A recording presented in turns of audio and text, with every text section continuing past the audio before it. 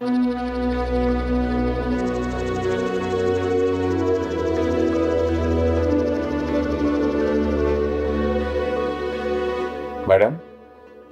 Madam, আপনি কি অসুস্থ?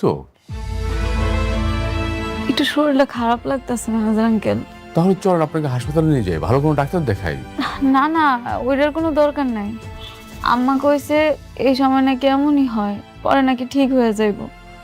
যদি ডাক্তারের কাছে যাওয়া লাগে আমি আপনারা জানাবনি। জি ম্যাডাম, অসুস্থ শরীরে আপনাকে কষ্ট করতে হবে না, আপনি বাসায় চলে যান। এটাই করা লাগবো মনে হইতেছে। মেহেজার আঙ্কেল, ম্যাডাম, তাইলে আপনি সবকিছু দেখেন, আমি আর এই কয়দিন আসলাম না।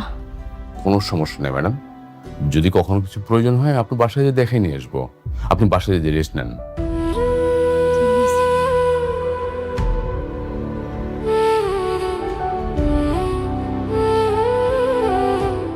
ম্যানেজার আঙ্কেল, জি বলুন। একটা কথা, আমি চাই আমার সন্তানটা জন্মের পর আমি আমার বাবার বাড়িতে গিয়ে উঠব। আমি যা কষ্ট পাইছি পাইছি, আমার সন্তানটা যাতে আর কষ্ট না পায়, ওরে আমি একটা সুন্দর ভবিষ্যৎ দিতে চাই।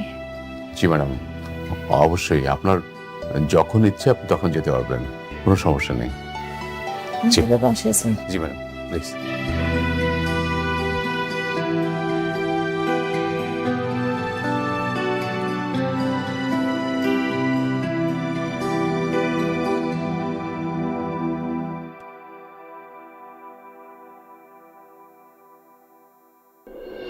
আশ্চর্য, আমি একটা জিনিস কিছুতে বুঝতে পারলাম না। আমি তোমাদেরকে পাঠালাম সম্পর্ক ভালো করার জন্য, সেখানে তোমরা ঝামেলা করে আসলে কেন? চুপচাপ চলে আসা যেত না? চলে আসতে গিয়ে ঝামেলা হয়ে গেছে। দেখো বাবা, অনেক তো এই সন্তানের বাবা না, তাহলে ও কেন স্বীকার করবে? আরে মা, আমি তো সবই বুঝি, কিন্তু নিজের স্বার্থ হাসিল করার জন্য তো মেনে নিয়ে আসা যেত, তাই না? বাবা, শালিমা ভিলেজ গ্রুপের সাথে কোনো সম্পর্ক দরকার নেই। আপনার মেয়ের তো এখন শালিমা ভিলেজ গ্রুপের চাইতে অনেক বড় বড় কোম্পানি মানুষের সাথে ওঠা বসা। অনেক কি বলছে সব? আমি যেটা করেছি সেটা শুধুমাত্র মেঘলার সাথে লড়াই করার জন্য। তোমাদের যেন আর শালিমা বিল্ডার্স গ্রুপের কাছে হাত না পাততে হয় সেই জন্য। আচ্ছা, ওকে ফাইন, এইসব বিষয় নিয়ে আমরা পরে কথা বলি। দেখি সালিমা বিল্ডার্স থেকে কোনো নোটিশ দেয় কিনা আমাদেরকে। মা, তাহলে চল, তুমি কাজ করো, চল ওঠ।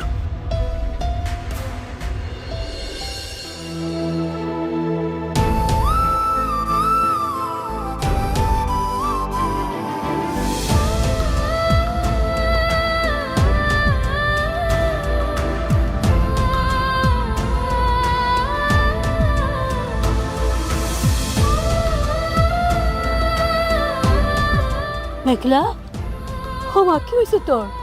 কাঁদতেছিস কেন? ওই মেঘলার বাবা, আরে দেখো আইসা কি তোমার দুলা ভাই আসেন, খাওয়াই দেন। আরে দুলা ভাই, লজ্জা পেন না, খাওয়াই দেন। দুলা ভাই আসেন না, মেঘলাকে খাওয়াই দেন। আরে শুধু শুধু বাচ্চার মা খেলে হবে, বাচ্চার বাবাকেও খেতে দাও। দুজনে খাওয়াই দাও। আপনি আসেন না, আমার পাশে বসে আমার একটু খাওয়াই দেন। আমার যাওয়া লাগবে না, অন্য কেউ খাইয়ে দিলেই হবে। ও মা, দেখতেছেন না সবাই বলতেছে সন্তানের বাবা যদি দূরে থাকে তাহলে কি হয়? আপনি আমার পাশে বসেন, আমার একটু খাওয়াই দিয়ে যান। কে সন্তানের বাবা? এই সন্তানের বাবা অন্য কেউ।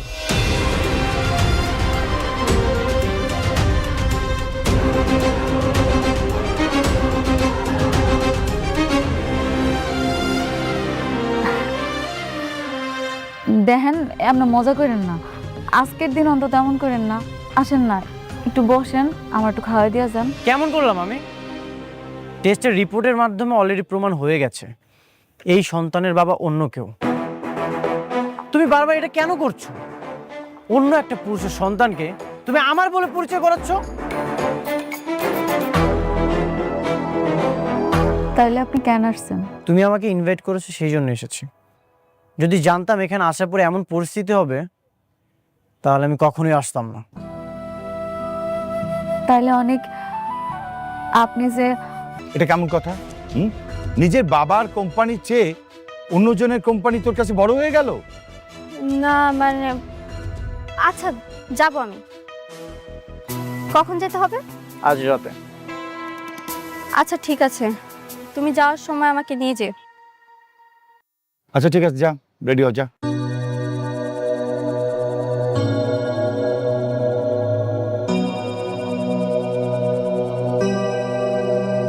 বাবা শোনো, যেভাবে হোক সালিমা বিল্ডার্স গ্রুপকে কিন্তু আমাদের কবজায় নিয়ে আসতেই হবে, আর সেটার জন্য যা যা করণীয় অবশ্যই সেটা তুমি করবে।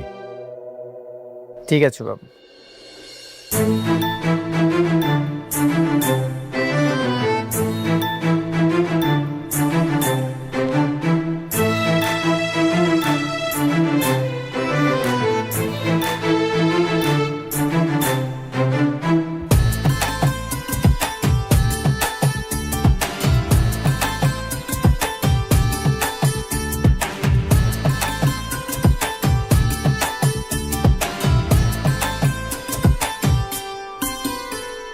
আপনি আসছেন? বৃষ্টি বোন, তুমি আইছো, খুব খুশি হয়েছি। বাবাজি, তোমরা মেঘলারের সাতসার ফল খাওয়াই দাও। আসো। আসো বাবা, আসো মা, আসো।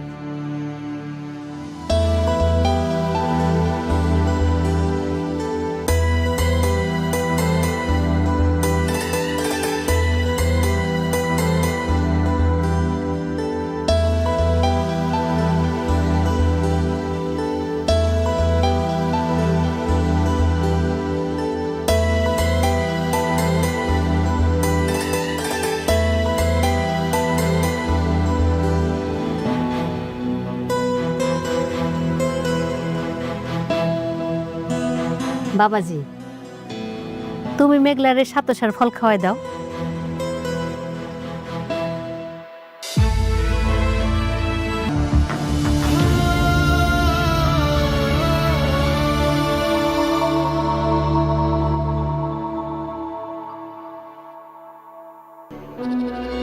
সারা দিন শুধু খাও আর ঘুমাও, আর মুখটা তো ননস্টপ চলতেই থাকে।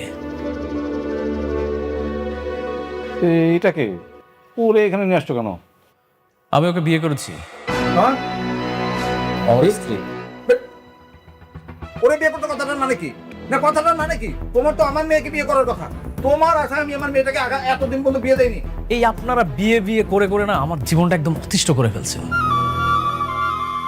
তুমি আবার ওরে কেন বিয়ে করলা সেটা বলো। কারণ আপনাদেরকে দিয়ে কিচ্ছু হচ্ছে না, আপনাদেরকে আমি শুধু শুধু বসে বসে খাওয়াচ্ছি। আপনারা আজকের মধ্যে এই বাসা থেকে বের হয়ে যাবেন। বের হবো মানে? এটা এখনো আমার অনেক ভাইয়ের বাড়ি। অনেক ভাইয়ের বাড়ি না? আমার টাকায় খাও, আমার টাকায় পড়ো, আমার টাকায় মার্কেট করো, পার্লারে যাও, আর আমার মুখে মুখে তর্ক করো। বেশি কথা বললে না, এই যে তোমার অনেক ভাইয়ের গুলিটা তোমার মাথায় আর তোমার বাবার মাথায় দিয়ে দেবো।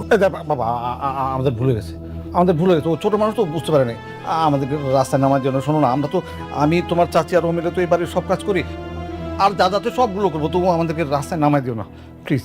না না না না, এই বাসায় আর আপনাদের কোনো জায়গা নেই। আপনার বাসায় একদম রাস্তায়। আপনারা রাস্তায় চলে যাবেন আর আজকের মধ্যেই বাসা থেকে বের হয়ে যাবেন। না না, দেখো আমার কথাটা একটু শোনো, আমার একটু এই আপনাদেরকে ভালোভাবে বলছি, আপনারা বুঝেন না? আমার কথাটা একটু। যান, বেরোন, আউট। যান যান যান তো।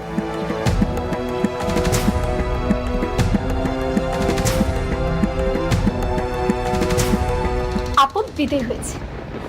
আচ্ছা বেবি, এই বাসায় যত দামি দামি জিনিস আছে, চলো সব কিছু নিয়ে আমরা চলে যাই, নয়তো বাপ কখন আবার আমাদেরকে বের করে দেয়, তখন তো এখান থেকে কিছুই নিতে পারবো না। তুমি না আমাকে আশ্চর্য করে দেবে। কেন? এমন ছোট মানসিকতা নিয়ে এসে তুমি আমার সাথে সম্পর্ক কন্টিনিউ করবে, যেখানে আমি হাজার হাজার কোটি টাকার সম্পত্তি নিয়ে খেলতেছি, হাজার হাজার কোটি টাকা নিয়ে খেলতেছি, আর তুমি সামান্য জিনিসপত্র নিয়ে আছো। Disgusting. Baby, I am just kidding. তুমি যে কি মনে করো না, আমি ফান করতেছিলাম। আচ্ছা, তোমার পরবর্তী প্ল্যান কি?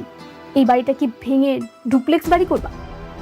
অফকোর্স, এই বাসাটাকে ভেঙে ডুপ্লেক্স, টুপ্লেক্স, থ্রিপ্লেক্স সব করব। Just wait and see. আমার সাথে সবকিছু নতুন করে শুরু করছিলেন, আমার বিপদে আগায় আইছেন, আমার সাথে ভালো ব্যবহার করছেন, আমগো এখানে এসে থাকছেন, এই সব কিছু আপনি আমার জন্য আর আমার সন্তানের জন্য করেন নাই। আপনি কি কইতেছেন? সব কিছু কি আপনি আপনার স্বার্থের জন্য করছেন? শুধুমাত্র আপনার কোম্পানির কোটি টাকা লাভ হইব এই জন্য করছেন? কোনো স্বার্থে আমি কিছু করিনি, সবসময় তোমার উপকার করেছি। তোমাকে যখন বিয়ে করেছিলাম তখনও তোমার পাশে ছিলাম। এই যে রাতুল তোমাকে তাড়িয়ে দেওয়ার চেষ্টা করছিল, সেখানেও তোমার পাশে ছিলাম। তোমার সবসময় আমি উপকার করেছি। বিনিময়ে তুমি কি করেছো? এত কিছু করার পরেও তুমি আমাকে বলছো স্বার্থপর। আপনি তো আমার চরিত্রে কলঙ্কের দাগ লাগাইতেছেন। আপনি আমার চরিত্রে কলঙ্কের দাগ লাগাইয়া আমার কি উপকার করতেছেন? সেটা তো অন্য একটা পুরুষের কাছে যাওয়ার আগে ভাবা দরকার ছিল। সত্য কখনো পরিবর্তন হয় না মেঘলা। চলো আমরা চলে যাই, এখানে থাকার দরকার নেই। অনেক অনেক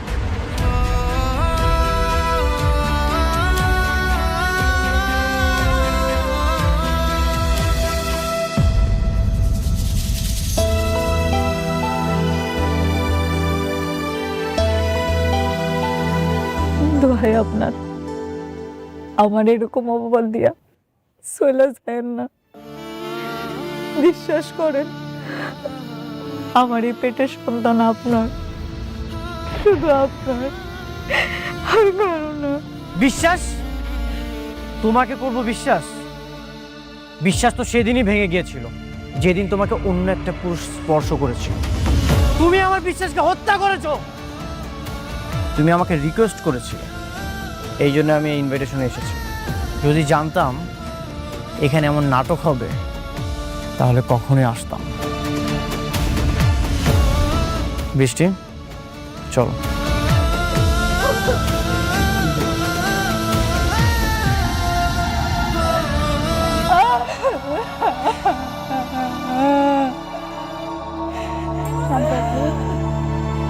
আপনারা বিশ্বাস করেন, আমি কোনো পাপ করি নাই। আমার এই পেটের সন্তান আমি কোনো পাপ করি নাই।